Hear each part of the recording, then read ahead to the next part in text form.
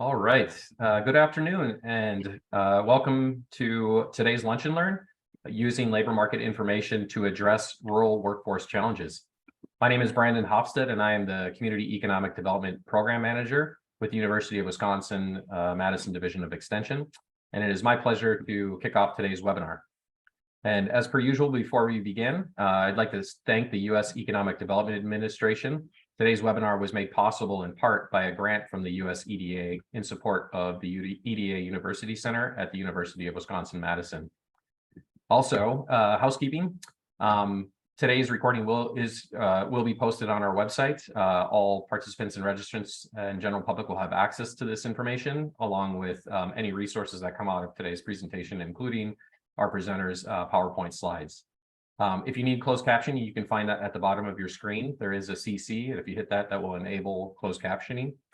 Also, questions are welcome during today's presentation, and if you have them during our presenters' presentation, please feel free to drop those in the chat. We'll have a couple of colleagues, myself, Matt Kuris, and then also Kristen Runge, who will be monitoring any questions or comments, and we will share those later.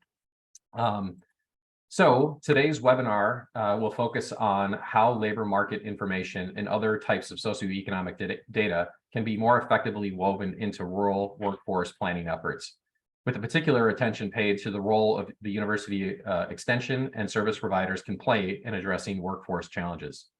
Our presenter, Dr. Mark White, a clinical professor, is a clinical professor with the Department of Agricultural and Consumer Economics at the University of Illinois, Urbana-Champaign. Mark conducts applied research in a wide variety of economic and workforce development topics, and in his research helps economic and workforce development practitioners make more informed, data-driven decisions about how to move their economies forward and strengthen their rural or their area workforce. Following Mark's presentation today, we also have my colleague and community economic development specialist, Matt Kuris, who will offer some reflections about the work that Mark is about to share and how this could be applicable to the Wisconsin communities, and will help moderate the discussion following our presenter.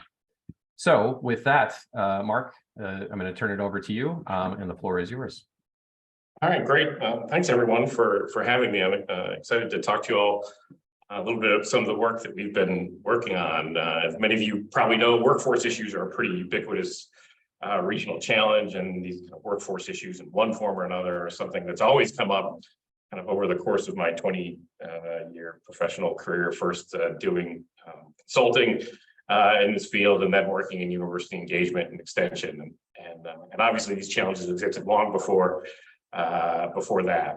The challenge I think that we all face is that, what exactly should we be doing about these challenges, and what role is an appropriate one for us to play, whether we're in extension or economic development or work for some kind of regional planning organization. So when I started at the University of Missouri Extension about 5 years ago, in my previous position, the Missouri Extension leadership had just gone around the state and heard from everyone they talked to about, we need help with workforce.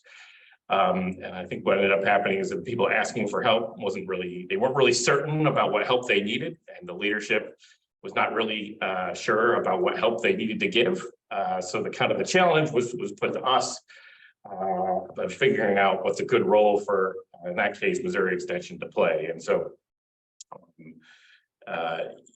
some of these things that we learned along the way are some of the lessons that I'll kind of speak to here, and really kind of the big takeaway, and one that I want to emphasize kind of throughout is, the key was finding a way to contribute that makes sense and doesn't step on anyone else's toes. And so I mention all this, because the need for workforce help is expressed by everyone, and the challenges of finding the right role are there. Probably the thing that we're all grappling with and we're all dealing with. It's kind of from those challenges is kind of the context that I'm today.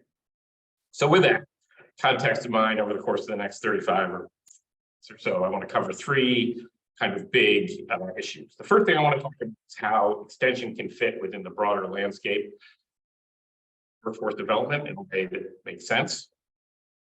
And as I will show, one of the ways in which extension or just universities more generally can contribute to these efforts is by providing applied research or information about labor markets.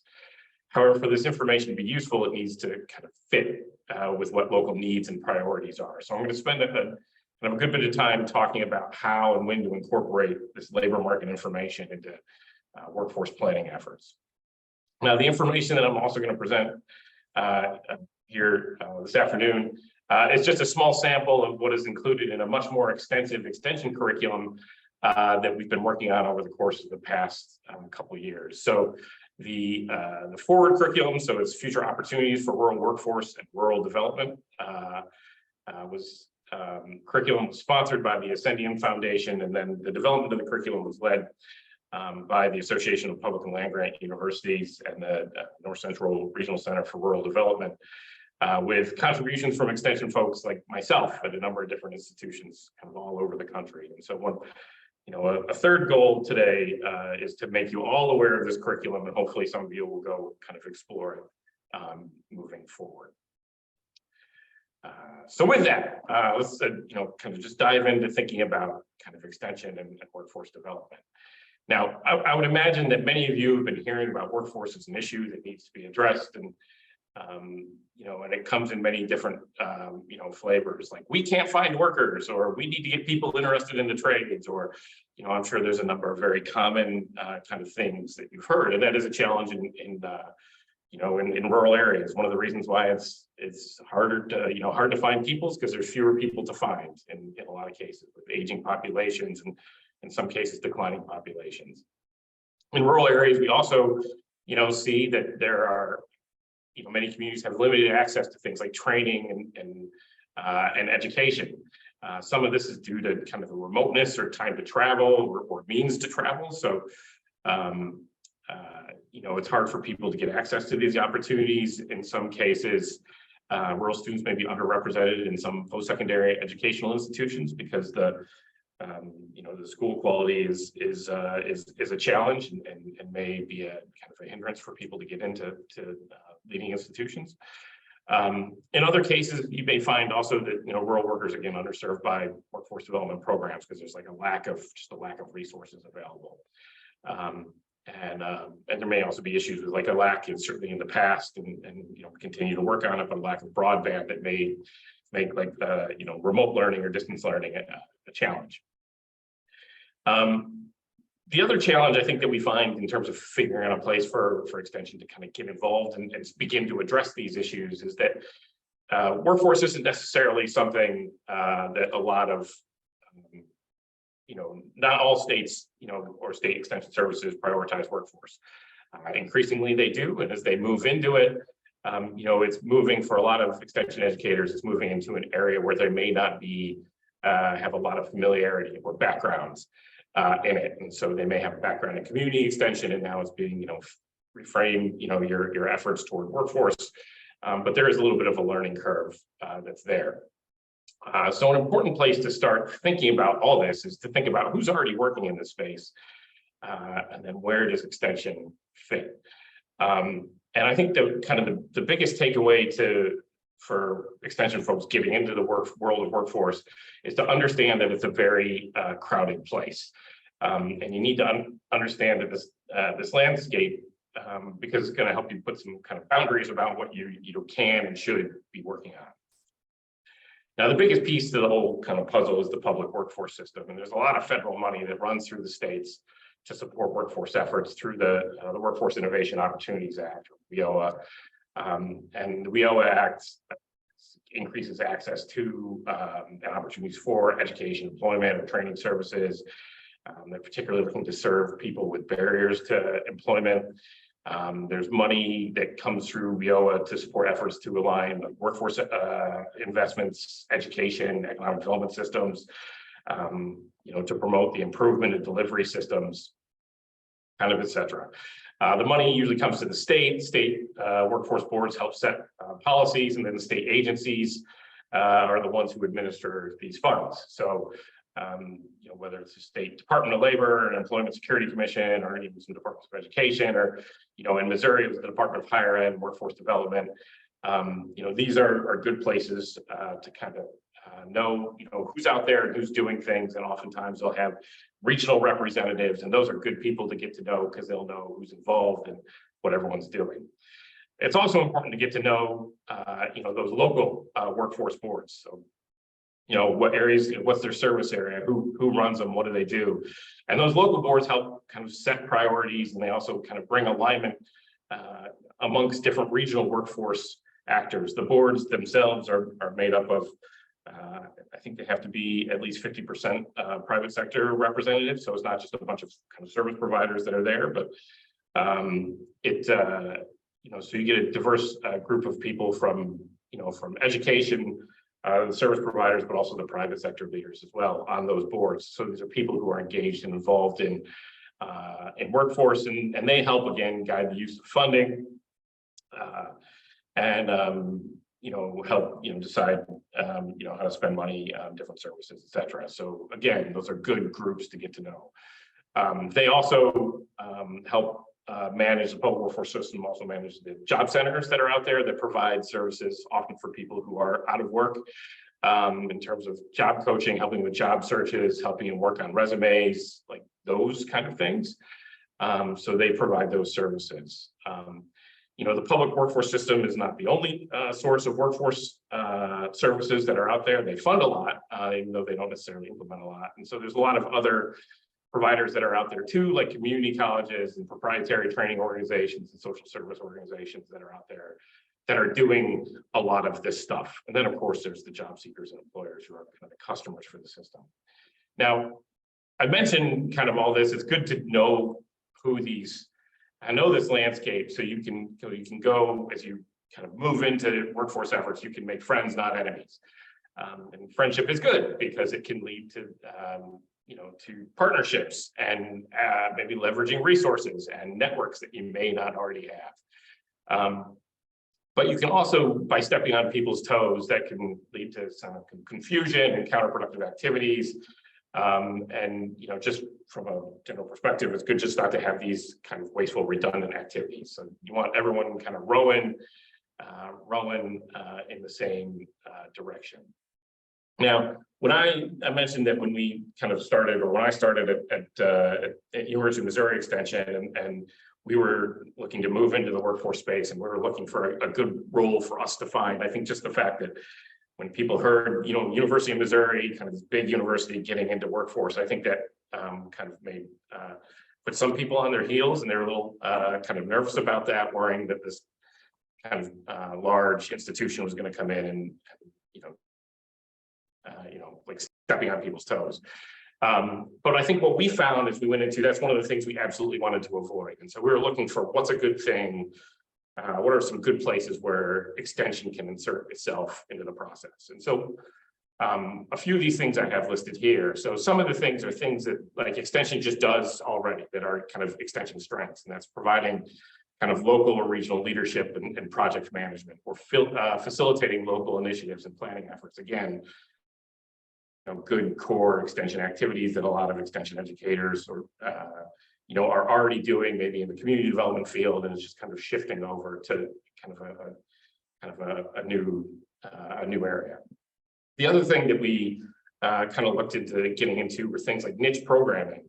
And again, some of this comes from your local context. One of the kind of the great examples that I always like to go to is my former colleague at the University of Missouri Extension, Doug Swanson, had close relationships with the construction trades industries in the St. Louis area, and through that, they wanted to get people who had fallen out of the workforce due to some kind of substance abuse disorder, get them back into the workforce. So they developed a program about recovery-friendly workplaces, and that was at the time it was an area where no one else was working, so it was a good way for University of Missouri Extension to kind of fill a gap that was there, and they've subsequently taken that program kind of statewide. So again, that's a good place to insert itself. And then the last place, and this is the one that's going to be kind of a jumping off point into kind of our other, our broader discussion about how to use data and labor market information in the process, is applied research. And when I think of applied research, I'm thinking of creating information that's not necessarily going to go into some kind of scholarly journal, but rather it's information that's going to help people better understand the workforce. And then because they have that understanding, it's going to help them make better decisions about how to move forward. And so again, for a university with kind of research capacity and some resources to do more than just kind of some of the basics, that was a really good role for us to play. So, you know, ideally, as we kind of move into, and like I said, I use that as my jumping off point, but as we, you know, when we move into doing any kind of workforce planning or workforce initiatives, you'd like to have those activities informed by facts and grounded in some kind of reality, which is always a good starting point for things. And as a result, labor market information proves really useful in these situations. So I'm going to start a little bit by just describing what I'm talking about labor market information. Now, you know, as an organizer of community workforce initiatives, you know, you're going to need to understand a lot of these kind of a variety of different workforce issues in the community, and you know, so you're going to have to. There's no one data source either to help answer these questions, and so you're going to need to go out and find information that can help you understand questions that include things like what are the industries that are really driving my economy? What does the workforce look like, and what can they do? How far are people willing to travel to work? So things like commuting data and that kind of information. You know, what kind of workers do the regional employers need now and like moving forward? And what types of policies and investments should the community region make to grow the workforce? And then also, you know, if you're working with actual individuals, it's good to have information that can help them select careers or jobs. Now, we get this information from, you know, a variety of sources, and oftentimes we really rely on our federal and state data agencies to produce this information. And so there's a lot of different sources of labor market information. And I usually tend to focus on publicly available data as it's less expensive and often free, which is always good. And so, you know, this information comes from a number of different agencies, and they all have different programs. So, you know, when we think about where we get a lot of our kind of basic employment information, a lot of that comes from the U.S. Bureau of Labor Statistics. That's, you know, as part of the Department of Labor. They're the ones who count the jobs, and they produce that information in partnership with state labor market information agencies. As we think about, you know, the U.S. Census Bureau, they count the people, but that's not the only thing that the Census Bureau does. There's, you know, a number of different data sources that are available there that speak to issues, not only the demographics of a place, but also to the economy, like county business patterns or whatnot. And then we also have the U.S. Bureau of Economic Analysis, which counts the money. Again, that's also like the Census Bureau, part of the Commerce Department. And you know, and then there's also, getting you know, outside of the realm of what's free, there's a lot of private sources and proprietary data vendors, and it's either people who kind of are aggregating data or kind of modeling data. And those are all good. They cost money, but also their data are kind of heavily reliant on what the federal data agencies pull together. So, you know, the big takeaway from this is that there's no one place to go to find all the answers that you're looking for. So you kind of got to get to know what the landscape of information looks like. And of course, not everyone uses these data for kind of the same reasons too. So this is know your audience as you're pulling together information or thinking about pulling together information. That know your audience is kind of a key mantra, and you need to recognize what different groups are looking for. So students and job seekers are interested in careers or job opportunities. Employers may use this information to know what they should be paying their employers.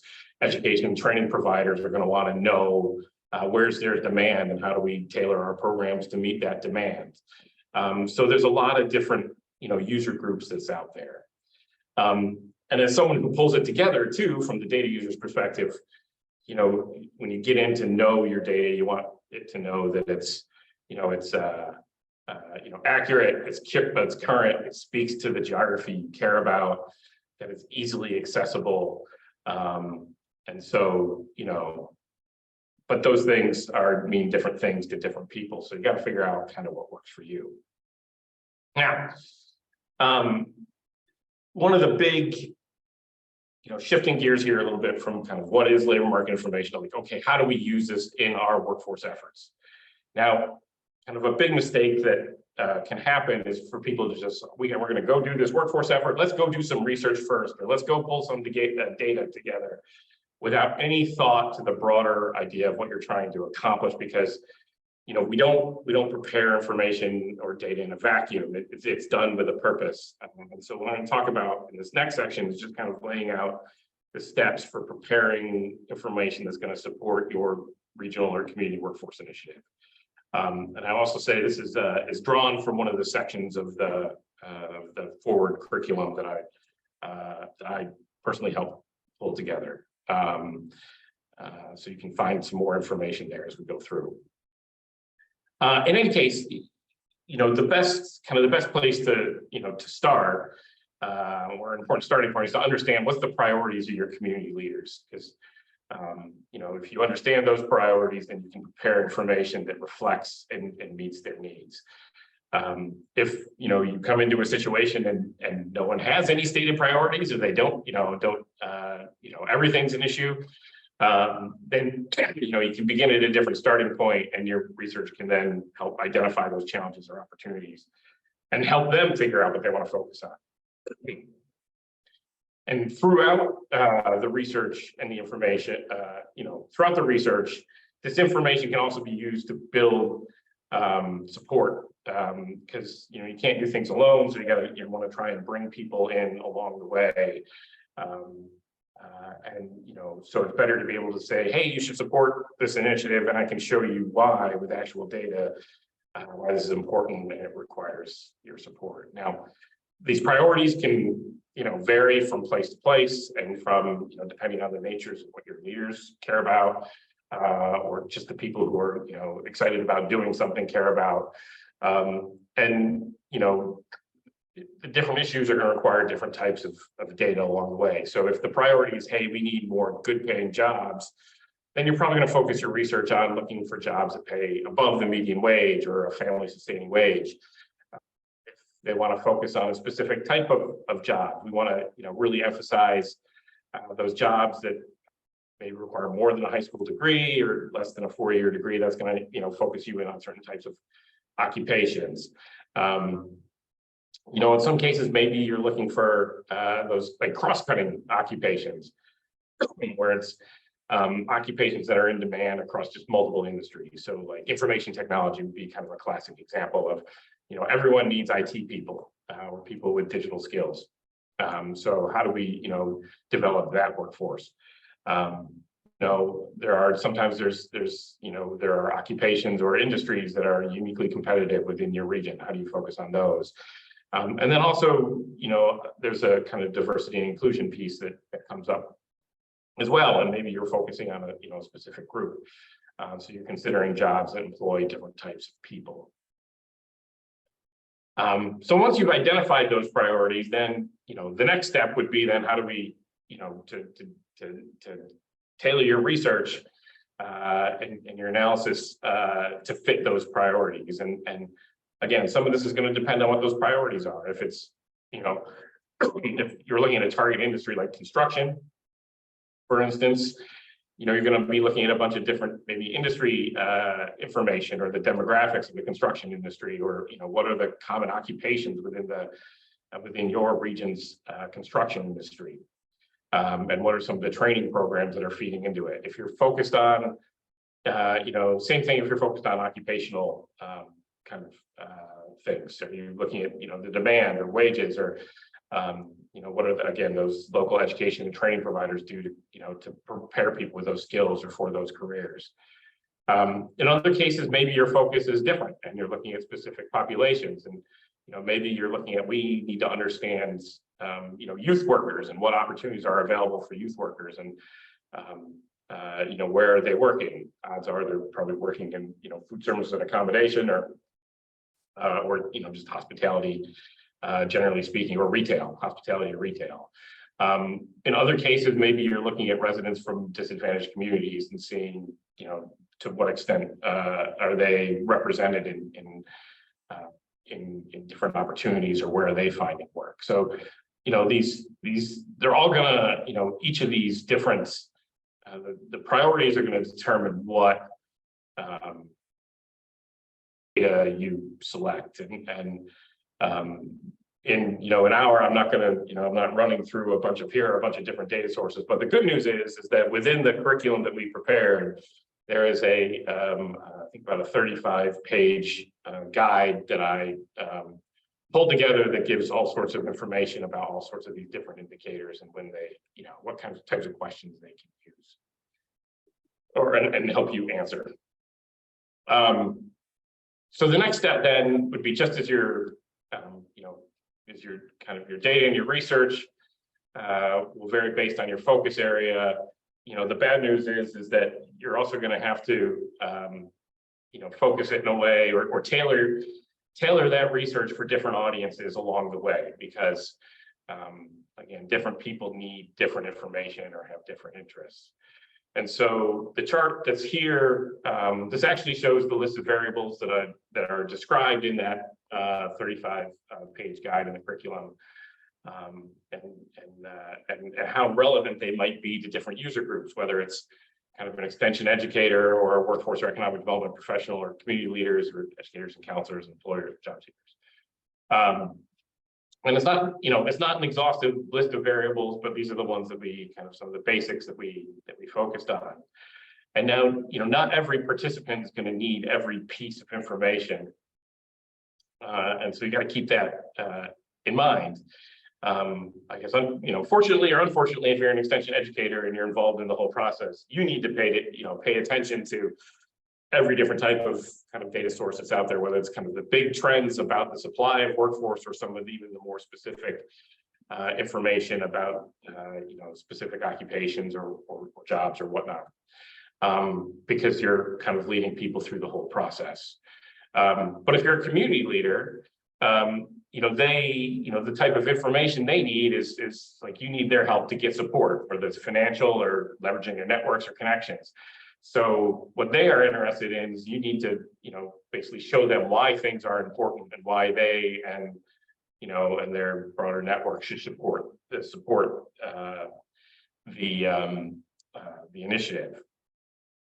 And then, then once you get into some of the specific things about, where is their demand for workers, what is the occupations that are in demand, what skills are required for those different occupations, what post-secondary education or degrees or credentials are required for those specific jobs.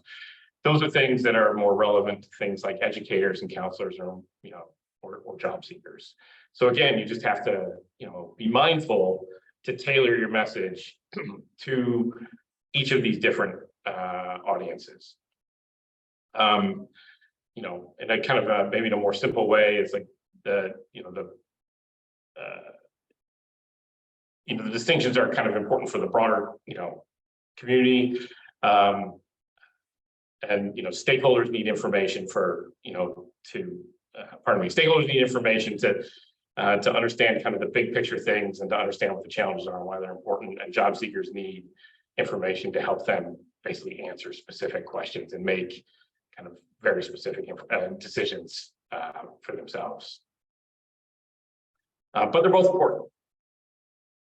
Now, the final step here is to validate the data. So I never look at the research process as a one-time activity. Ideally, it would be an ongoing activity that allows for these multiple feedback loops.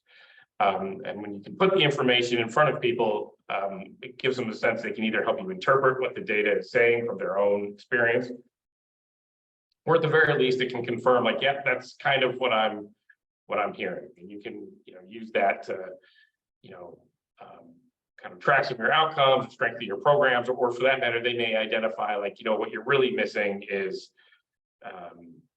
something on X, and help fill gaps in information that are either there at the start or arise as you are going along. So that feedback loop is important. Now, so stakeholder engagement should always be built into the research process, and one of the things that I guess the distinction I kind of like to make is that as you're, the quantitative data helps really show kind of what are the patterns, but the qualitative data, whether getting information from people, helps kind of understand what those underlying processes are. And these, like I said, these conversations can add kind of important detail to your understanding of what's going on. And I think the other thing that helps make it more compelling too, and the term I always the phrase I always use is that some specific examples really help you put a face on the data. One of the in a past life, I helped kind of in my consulting days, I helped supported the work of the NIST Manufacturing Extension Partnership, so the people who do industrial extension around the country. And one of the things that they do really well is that when they work with manufacturers, they get information from the companies they work with that tells them, okay, because of the work that we did with you, it led to X number of new jobs created or retained, or X number of new sales, or whatever it is. So they can set, they have the numbers to show the impact of what they're doing, but then they can also, basically for every congressional district in the country, then say, but also let me tell you specifically how this affected, our work helps manufacturer X in, congressional district Y. Please continue to support us. So having, putting that face on the data is really kind of important along the way. So that's just kind of a brief, again, this is like a one section of this broader forward curriculum that we worked on. Like I said, I think it's really important not just go do research, but to make sure it fits within a broader process. Realizing I've kind of gone through things relatively quickly here. If you want to learn more, we do have kind of the curriculum. So the full curriculum is available through the Community Development Extension library. The stuff that I've kind of talked about a little bit today in terms of the landscape of workforce development and where extension fits is covered into kind of our that first module of this curriculum. So developing key partnerships. So if you really kind of want to get some of the kind of workforce basics, if it's something that you're not really familiar with and you want a really good summary of that, piece that I just spoke about is in module 2 in terms of identifying workforce assets and needs. And like I said, I also in that there's more information get to here a little bit. There's actually the table of contents that's there. So we've kind of worked in, this is the process for how to incorporate your kind of applied research in your workforce efforts, and how do you use it to throughout the planning process, but then also, realizing that for a lot of folks, using kind of data or labor market information, we're doing just kind of basic regional analysis is something that they don't have necessarily a lot of familiarity with, or it's new to them. We do have a guide of all, here are some, 20 some odd plus variables that we've kind of described that, throughout in terms of this is where the information comes from, this is what it says, this is what it doesn't say, that you could use in your planning process. In addition to this, there's a PowerPoint, which is kind of like the Cliff Notes version of the text.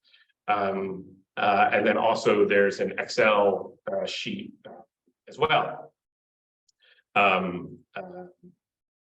That can, that provides, examples of charts and graphs that you can make using these data. So swap out the example that I have there, put in your own data is there. And like I said, I'm always a kind of a big proponent of kind of just data literacy, generally speaking. So I think it's really compelling reading. I'm probably the only one who thinks that.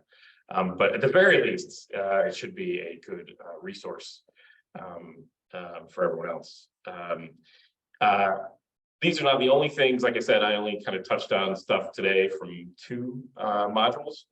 And so module 3 provides steps to help you think through how to determine kind of some career pathways and advancing people into careers that can pay a family sustaining wage. And there's also some kind of smaller modules within the kind of mapping pathways to economic mobility module that speaks about building entrepreneurship and leadership skills, and also supporting remote work. I know those are 2 topics that are that come up and are on a lot of people's priorities. The 4th module here, one of the big challenges of, it's not always one of those things of if you build a program, they will come and enroll in it or make use of it. So that 4th module is using community connections and existing programs like 4-H, for instance, and other programs to recruit and support rural learners to bring them into these kind of workforce programs as well. So, how do you get people into the effort? And then the 5th module is to helps you think about how to evaluate the results of your efforts for some kind of continuous improvement. I think one of the things as I think about the curriculum itself, I think it's one of the big challenges of all these workforce issues is that they're all different, and different places have different issues and challenges and just different ways of doing things. And so there's not like there's not really a kind of a turnkey program that says here do steps 1 through 8 and away you go. But I think what these materials do a really kind of good job with is providing people with the foundational knowledge that they need to then kind of to then go forth and be more successful in their work. So you should all go check it out. It's all the materials are available and free at the Community Development Extension Library. So you can either use that link or simply Google Community Development Extension Library and forward. And I think the folks at the North Central Regional Center for Rural Development at Purdue University would be very happy to see all the download numbers up and increase. So feel free to download it, share with your friends so they can download all the materials as well. And certainly if any questions come up throughout, then please feel free to ask any of us about that, because we want to see the materials get used. A lot of work went into it and a lot of materials got used. We pilot tested the program Arkansas back in January. We kind of learned a lot through that process. So anyway, so just a few kind of concluding thoughts just to kind of before I turn it over to Matt. A few key takeaways just to reiterate things that I kind of talked about today is make sure if you're starting a kind of a workforce initiative, make sure you know your region's workforce landscape before diving into kind of any significant effort, because we want to make friends, not enemies.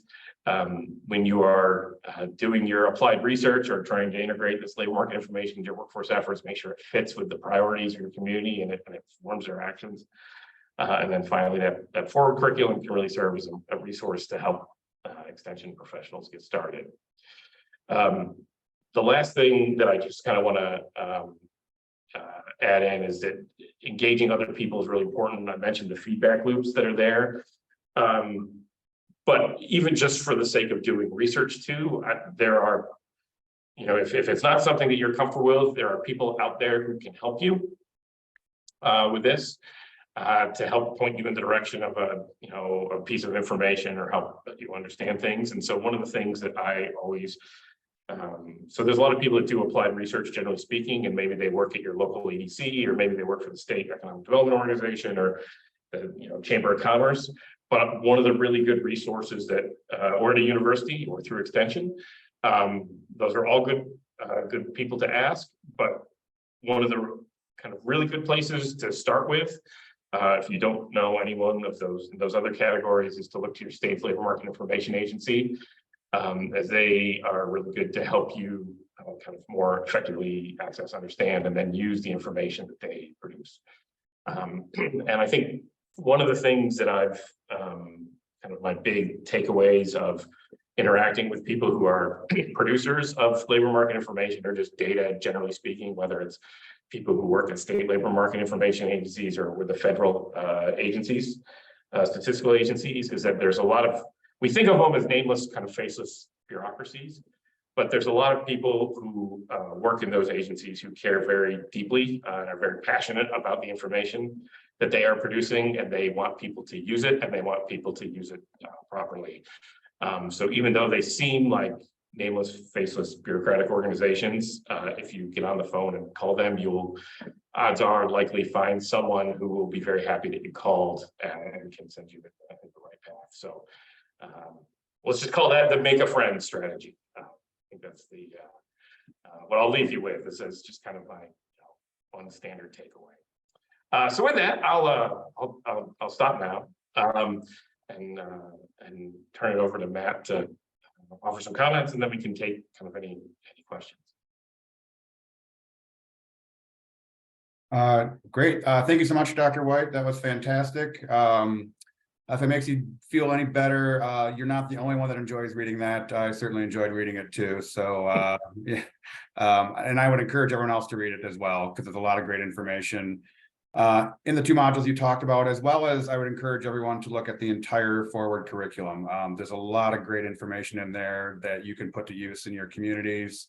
And I think, because the workforce development ecosystem is so complex and so crowded, understanding where you fit as an appropriate role as an extension educator or community developer or economic development professional, that's a really important part of how you can effectively do your job.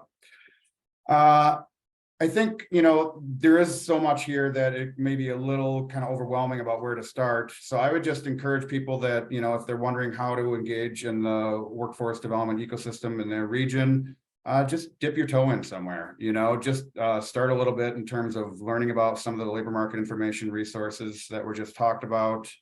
There are, it can be a little overwhelming to go to some of these websites and kind of understand all the information that's there. The guidebook certainly has a description of these resources.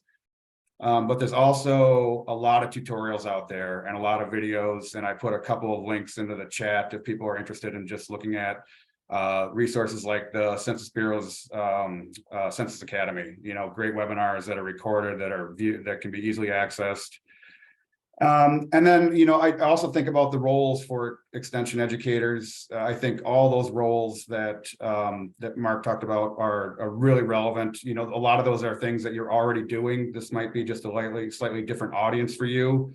But I think one of the other really important for roles is to just be a connector. You're out there in your community, a lot of the stakeholders that are active in different spaces. And it's so surprising to me is that when I go into communities, both large and small, how unaware people are oftentimes of all the resources that are there and who's doing what, so as a person that's involved in a lot of different aspects of community and community development as an educator, this is an opportunity to make those connections, to make those bridges, and to help people better understand the resources that are available.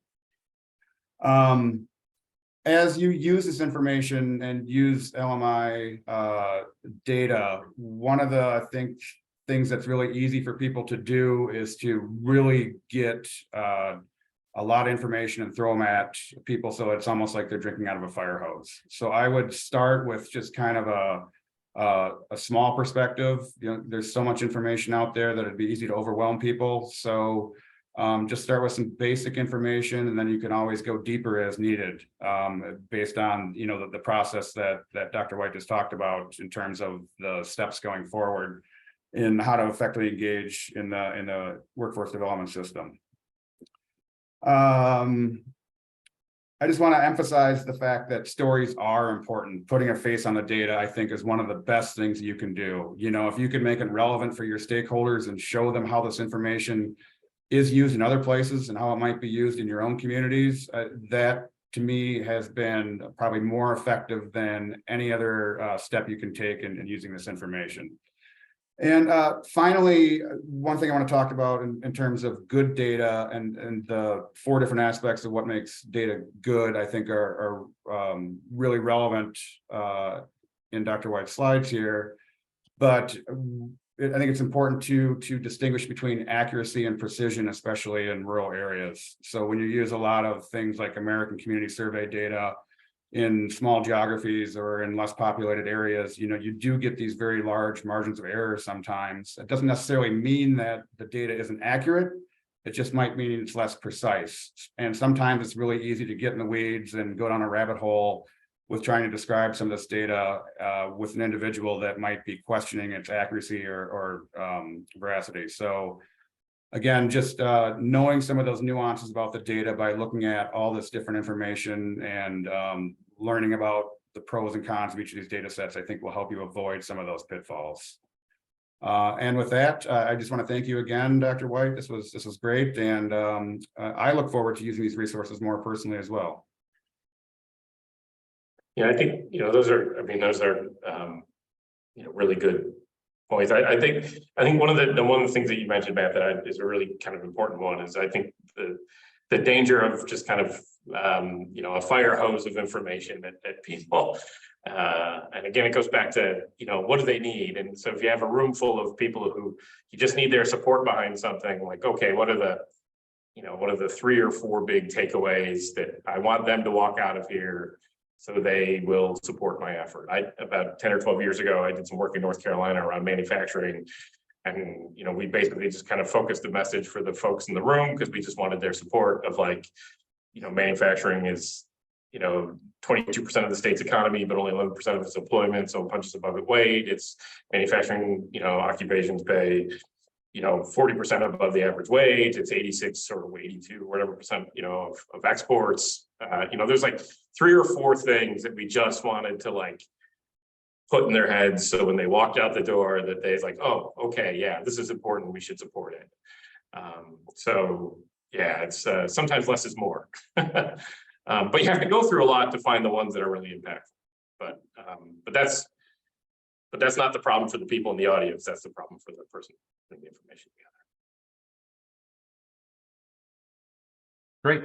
So again, we have some time for questions. If folks are interested in engaging Mark or Matt in further conversation.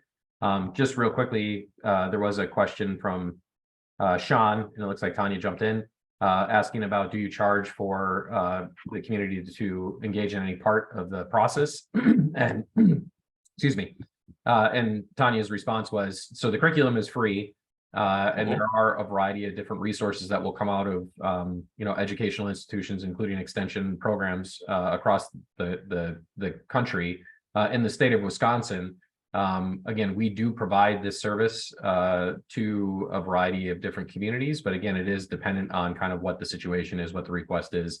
And there is a bit of issue of capacity in terms of, does the person who is being asked to do this, do they do it? And by default, Matt is sort of our de facto labor market analysis person, and does a ton of this across the state every day.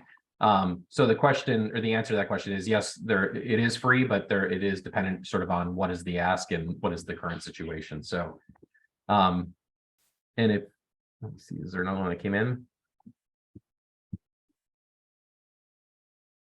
Kelly has some data in there. Is there a target percent of workforce age folks in a population that would ensure a theoretical sufficiency of workers? So Kelly's located up in Bayfield County on the South Shore of Lake Superior, and she provided a few different data points. So, yeah, I always like to, I don't know if there's necessarily a number that's kind of specifically that, but certainly you always want to look at like labor force participation as a guide, because that gives you a sense of how many workers are available. You can also look at just the kind of the general demographics of the place that you're in, and if you have a lot more people leaving the workforce than coming in, then you're probably going to have a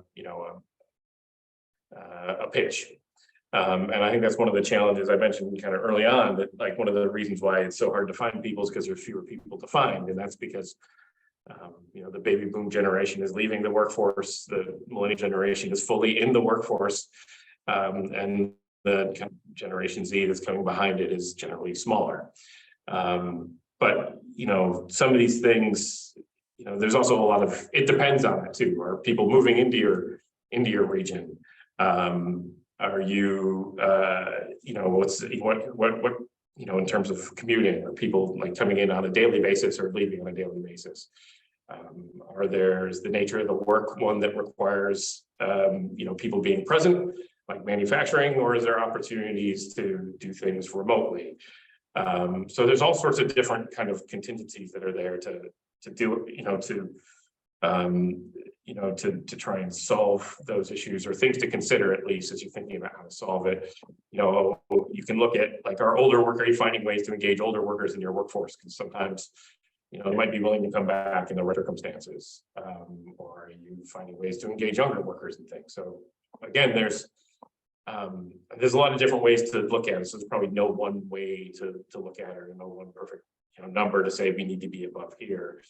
But there's a lot of different factors that you can look at to get a sense of kind of where you are, and certainly where you are relative to other places.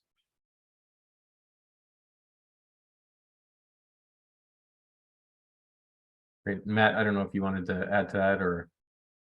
No, I would agree completely. There's no, specific number that's going to be, the same for every community, everywhere. It'll depend upon industry. It'll depend upon participation rates among different age groups.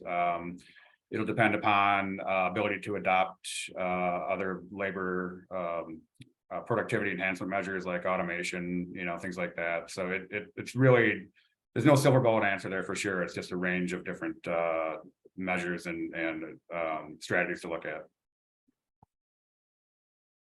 Again, if you have a question, please feel free to drop in the chat. You're also welcome to unmute and make a comment. I will point out, Tanya, I see that you put in a link for a National Community of Practice bi-monthly center or call centered around this curriculum.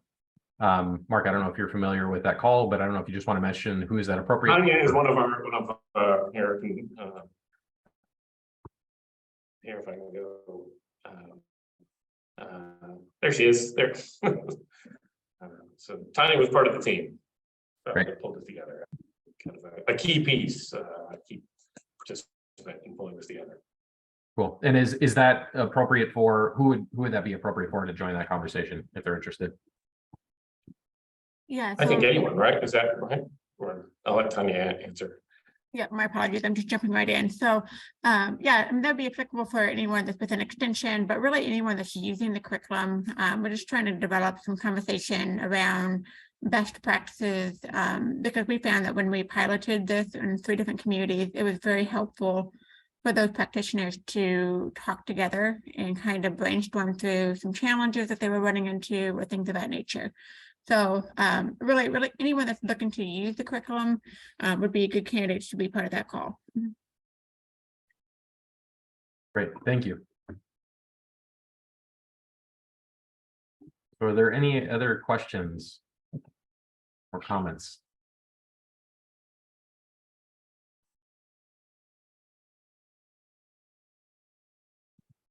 If not, we can give 6 minutes back to everyone. And I can say first, thank you, Dr. White, for joining us today and spending the hour with us, sharing the forward curriculum and your work on that and how it is applicable to extension and also practitioners that are working in this space. And thank you, Matt, for having some reflective comments on it. And thank you all for joining us today. As I mentioned before, the recording and all resources that were in the PowerPoint and then the linkable versions that are in the PowerPoint will be on the website for you to be able to poke around and examine in more detail. So with that, I hope you all have a wonderful day and we'll see you next time.